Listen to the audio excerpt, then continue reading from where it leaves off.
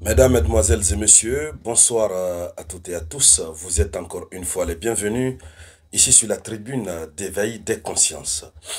À la une de l'actualité internationale, la Russie vient encore de décevoir une deuxième fois le président Donald Trump. Oui, et cette déception a été infligée à Donald Trump, pas par le biais de Vladimir Poutine, mais cette fois-ci par le biais de son ministre des Affaires étrangères, Sergei Lavrov.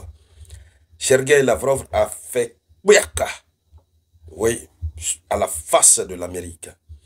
De telle sorte que le ministre des Affaires étrangères, ou du moins le chef de la diplomatie américaine, Marco Rubio, lui-même, il est dépassé. Alors, vu que la Russie est en train d'intensifier ses frappes sur l'Ukraine ces dernières 48 heures, après l'échec de l'appel téléphonique entre Vladimir Poutine et Donald Trump, qui a décidé de reprendre les livraisons d'armes à l'Ukraine, ne s'est pas limité là. Vu qu'il veut forcément le prix Nobel de la paix, il a donc envoyé son chef de la diplomatie pour rencontrer le chef de la diplomatie russe. Donc, le chef du département d'État, Marco Rubio, a été envoyé auprès de Sergei Lavrov.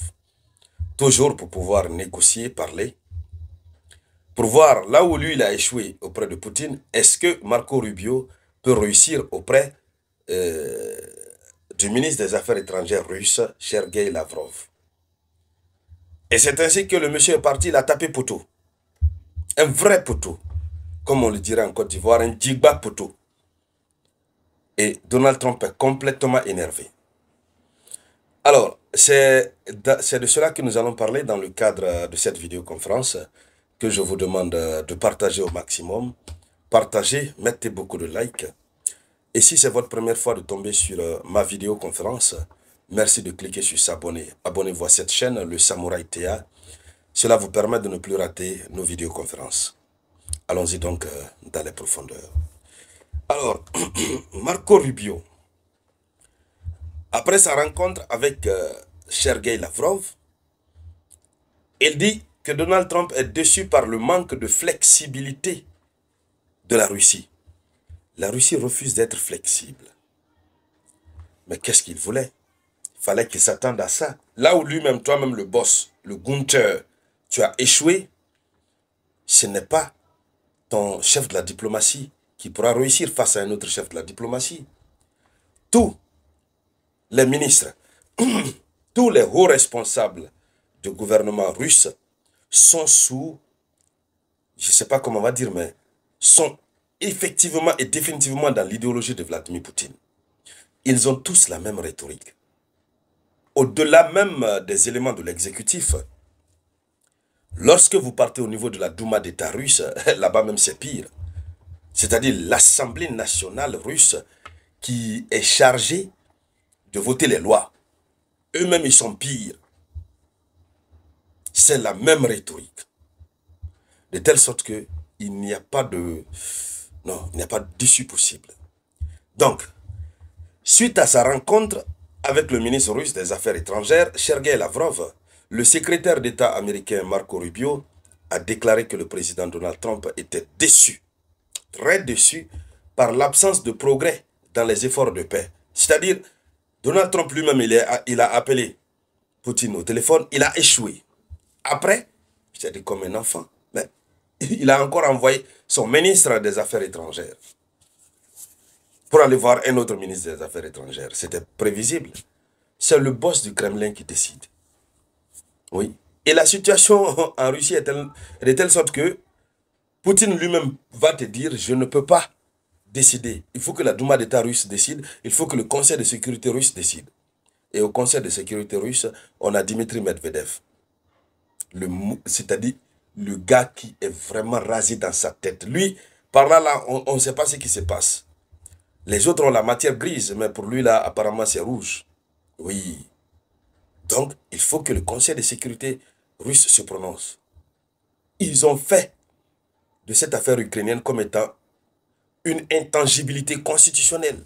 C'est-à-dire, même bouger d'un iota, ils ne le font pas. Alors, voici ce que Marco Rubio dit. Il dit, nous avons échangé des idées et des commentaires que je transmettrai à Washington ce soir. J'ai fait part des propos du président et de ma déception face à l'absence de progrès dans les négociations de paix et sur la voie à suivre. Voici ce qu'a déclaré Marco Rubio. C'est-à-dire, il n'y a aucun progrès dans les négociations. Il n'y a aussi aucun progrès sur la voie à suivre. Il ne voit même pas le chemin. Pas de chemin pour aller vers la paix. Le seul chemin que la Russie connaît, c'est l'élimination des causes profondes de ce qui a entraîné le conflit. Ah, ça c'est la boîte de Pandore, il ne faut jamais ouvrir. Quand la Russie vous dit, non, c'est simple, éliminons les causes profondes. Tu vas te dire, oui, bon, c'est pas grave, on va éliminer ça rapidement et puis ce sera définitivement terminé. Quand vous ouvrez le contenu de ce qu'on appelle éliminer les causes profondes du conflit en Ukraine, déjà même, dès que vous ouvrez, vous voyez démilitarisation de l'Ukraine. La France a dit non, c'est une ligne rouge infranchissable. On ne peut pas démilitariser l'Ukraine. Dès que vous passez cette porte, vous voyez non-adhésion à l'OTAN. Après, vous voyez que la langue russe doit être parlée, enseignée, désignée, je crois désignée comme seconde langue officielle. Ça doit être enseigné dans les écoles. C'est-à-dire, les conditions sont énormes. Ce qui fait maintenant mal, c'est la reconnaissance des 4 régions conquises par la Russie comme étant territoire russe. L'Ukraine dit c'est faux, c'est impossible. Donc l'affaire en Ukraine là, il n'y a pas de solution. Donald Trump n'a qu'à beau être déçu. La Russie n'est pas flexible, l'Ukraine n'est pas flexible. La vérité, c'est que la Russie va continuer à bombarder l'Ukraine. C'est quand la Russie va récupérer tout le territoire ukrainien que les causes profondes du conflit seront éliminées. Et pendant ce temps, l'Ukraine n'appartiendra plus à l'Ukraine. Même le fameux accord sur les minéraux rares en terre rare en Ukraine qui a été signé entre Zelensky et Donald Trump, ce fameux accord ne pourra pas être opérationnel. C'est de cela qu'il s'agit. En tout cas, selon Marco Rubio, Donald Trump est déçu et contrarié par le manque de flexibilité de la part de la Russie pour mettre fin à cette guerre. Il est déçu, mais il est aussi contrarié. Il ne sait plus que faire. Mais lui, il veut le prix Nobel de la paix. Il dit ceci: nous espérons que cela changera et nous continuerons à intervenir lorsque nous percevrons des opportunités. L'Amérique va continuer à intervenir dans le sens des négociations lorsqu'ils vont percevoir des opportunités. La Russie ne donnera pas d'opportunités. La Russie continuera seulement à bombarder. Et donc, mesdames, mesdemoiselles et messieurs, c'était ça la une de l'actualité internationale.